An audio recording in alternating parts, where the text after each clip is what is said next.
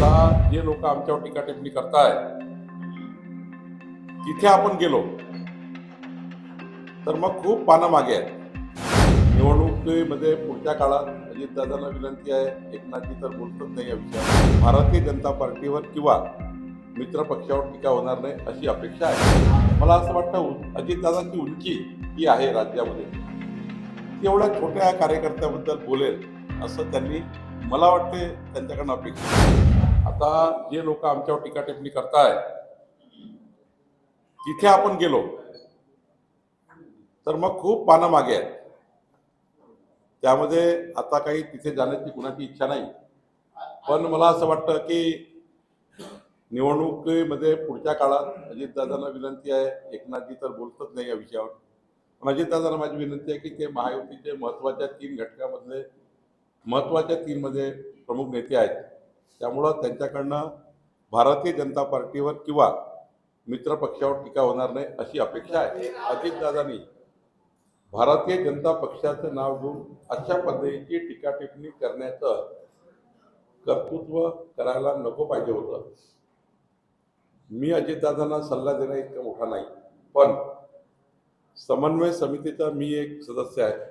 6 सदस्याची समन्वय समिती, ज्यामध्ये 3ही पक्षाचे समन्वय करून कसंही सरकार चालेल, कसं त्या ठिकाणी महायुती चालेल असा निर्णय होतो. त्या बैठकीमध्ये सहजपणे निर्णय झाला आहे की महायुतीच्या कुठल्याही नेत्यांनी, कुठल्याही मंत्र्यांनी, आमदार खासदारांनी, लोकप्रतिनिधींनी मित्र पक्षावर कुठलेही मतभेद आणि मनभेद होणार नाही अशी टीका करायची नाही. मला अजितदादाकडनं महायुतीतल्या समन्वय समितीत झालेल्या एकंदरीत निर्णयाची ते या पद्धतीने ते बोलणार नाही असं मला वाटलं. पण ठीक आहे. नाही, पिंपरी चिंचवडमध्ये ते वेगळ्या रूपात बोलले आणि पुण्यामध्ये ते स्थानिक नेत्याबद्दल बोलतात.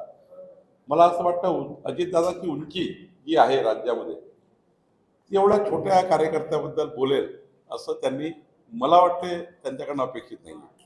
ज्यांच्याबद्दल ते बोलले असतील मला तर माहीत नाही, पण मी ते, समजा मी उद्या मंत्री म्हणून आलो पुण्यामध्ये आणि मी राष्ट्रवादीच्या महानगरपालिकेच्या लेवलच्या कार्यकर्त्याबद्दल, नेत्याबद्दल किंवा असे बोलणे किंवा अशा टिप्पणी करणे मला वाटते योग्य नाही.